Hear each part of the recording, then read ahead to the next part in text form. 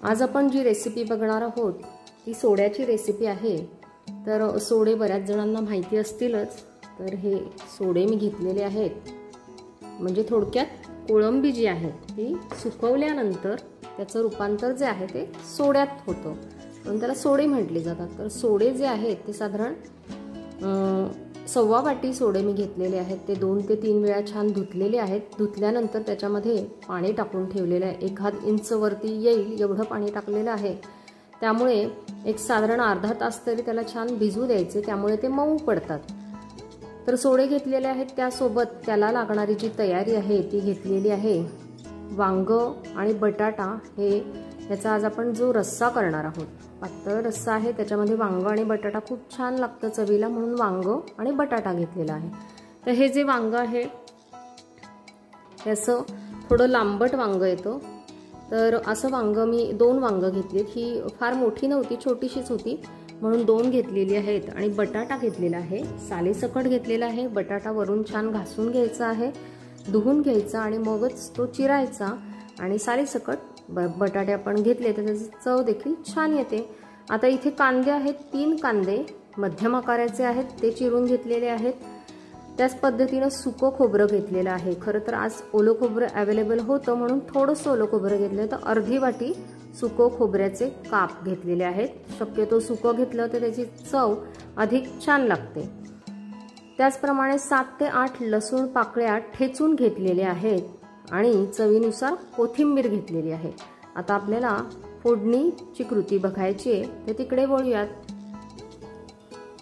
पातेलं आपण तापवायला ठेवलेलं आहे आणि साधारण अर्धी वाटी तेल ह्याच्यामध्ये घालून घेतलेलं आहे।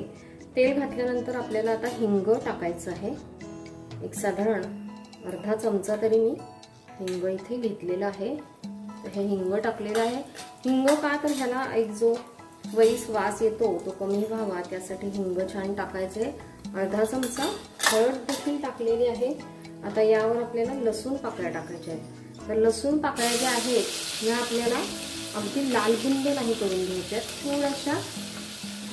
थोड्या शिजल्या किंवा थोड्याशा खरपूस झाल्या तरी पुरेसं आहे।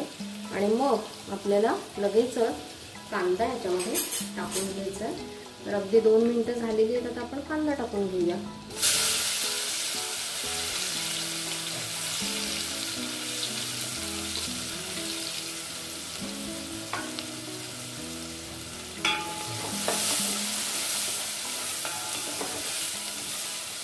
कांद्यावर आपण नेहमीप्रमाणे मीठ घालून घेऊया। रस्सा आणि या दृष्टीनं आवश्यक तेवढं मीठ घातलेलं आहे। आता आपण कांदा छान परतून घेऊया 1-2 मिनिटं। आणि आता काय करायचं, गॅस बारीक करायचा आणि छान मऊ शिजू द्यायचं। आपल्याला गॅस बारीक करूया आणि याच्यावरती आपण झाकण ठेवून घेऊया, म्हणजे तो छान मऊ शिजेल। साधारण 5 मिनिटं तरी छान मऊ शिजू द्यायचं आहे त्याला। एक साधारण 5 मिनिटं उलटून गेल्यानंतर आपण हा कांदा बघूया, छान मऊ झालेला आहे। आता आपल्याला ह्याच्यामध्ये मसाला टाकून घ्यायचा आहे। तुमच्या आवडीवर आहे किती चमचे टाकायचं। मिक्स मसाला आहे।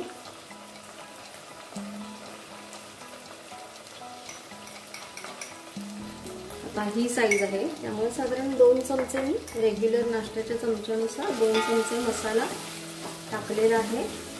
आता ह्याच्यामध्ये आपण जे सोडे आहेत ते टाकून घेऊया आणि आपलं जे वांगी आणि बटाटा आहे तो देखील ह्याच्यामध्ये टाकून घेऊया आपण।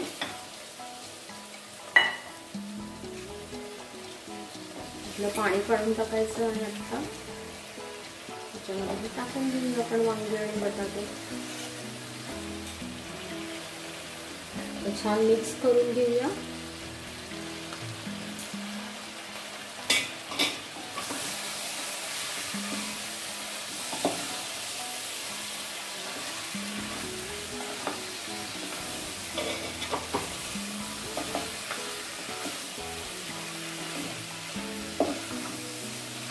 मीठ आपण मगाशी कांद्यावर टाकलं होतं।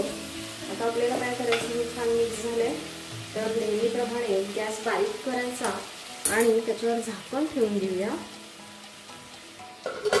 आता ह्याच्यावरती आपल्याला पाणी ठेवून द्यायचंय।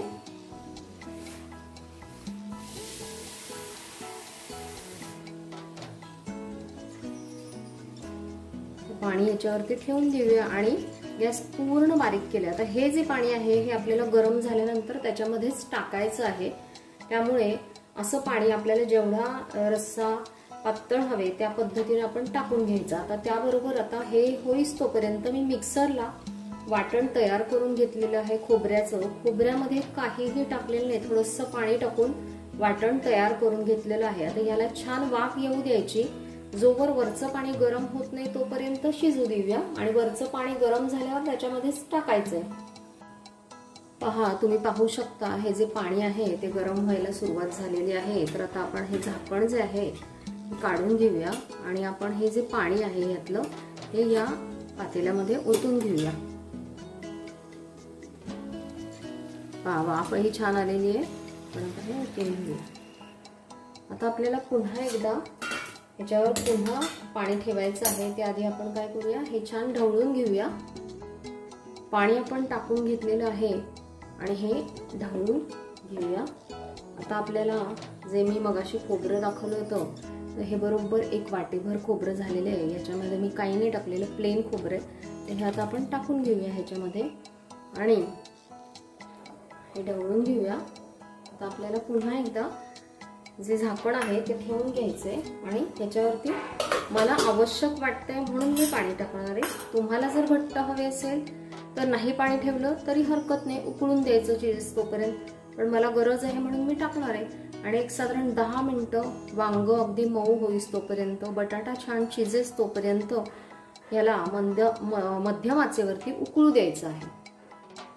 मी एक साधारण पेलाभर तरी याच्यावर पाणी टाकलेलं आहे, गॅस मी मीडियम केलेला आहे आणि आता हे छान शिजायला ठेवूया। एक 10-15 मिनिटं छान शिजू द्यायचे। पहा, आता एक साधारण 6 ते 7 मिनिटं झालेले, पण मला हे जे पाणी आहे याच्यावरचं हे देखील पुन्हा एकदा टाकून घ्यायचं आहे। तर आपण हे जे पाणी आहे हे पुन्हा एकदा टाकून घेऊया।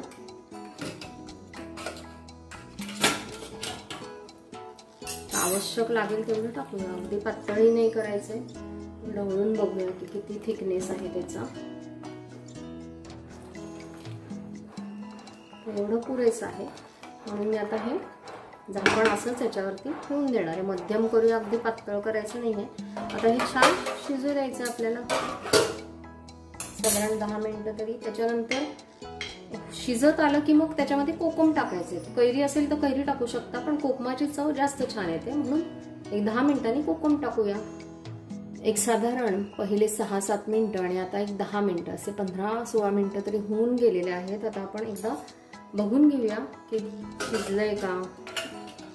तर आता हे वरचं पाणी आहे मी टाकणार नाही, आपल्याला गरज होती तेवढं पाणी मी टाकलेलं आहे। तर हा तवंगही छान आलेला आहे। आपण काय करूया, आता यातला जो बटाटा आहे तो काढून बघूया। बटाटा जर शिजला तर अर्थात वांगही शिजलेलंच असणार आहे। तर पहा, हा असा आपण बटाटा चमच्याने चेक करूया की तो शिजलाय का। हा जर असं छान सहजपणे जातो आहे तर ह्याचा अर्थ तो शिजला, म्हणजे मग सगळ्याच गोष्टी व्यवस्थित, वांगही मी बघितलेलं आहे।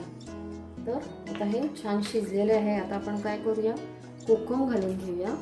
तो कोकम घातल्यानंतर एक साधारण 5 मिनिटं ठेवून द्यायचं, म्हणजे जरा कोकमाची चव त्याच्यामध्ये उतरणं गरजेचं आहे। आणि एक 5 मिनिटं आपण ह्याला उकळू देऊया। एक साधारण 5 मिनिटानंतर पहा, हे जे वांग आहे ना हे छान मऊ झाले। आता हे ना अशा स्टेजला ना विरघळायला देखील ती सुरुवात होते, ह्याचा अर्थ ते छान एकजीव होतं। आता कोकमही आपलं छान विरघळलेलं असणार, उतरलेलं असणार आहे, आंबटपणा त्याचा। तर आता आपण गॅस घालवून टाकूया आणि ह्याच्यामध्ये छान कोथिंबीर टाकून घेऊया।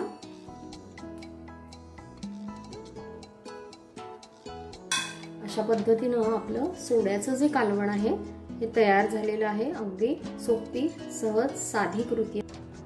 अशा रीतीनं आपलं जे सोड्याचं कालवण आहे ते तयार झालेलं आहे। तर हे छानशा नाचणीच्या भाकरीबरोबर खाऊ शकतो। तुम्हाला कुठलीही आवडेल ती भाकरी तुम्ही करू शकता, तांदळाची, ज्वारीची।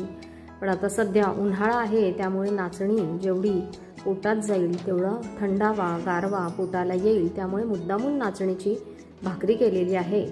तर अशा पद्धतीनं सोड्याचं साधं आणि सोपं कालवण आपण बघितलेलं आहे। वांग आणि बटाट्यामुळे ह्याची लज्जत अधिकच वाढते. तर करून पहा, खाऊन पहा, चाखून पहा. पुन्हा एकदा भेटूया नवीन व्हिडिओमध्ये. तोपर्यंत धन्यवाद.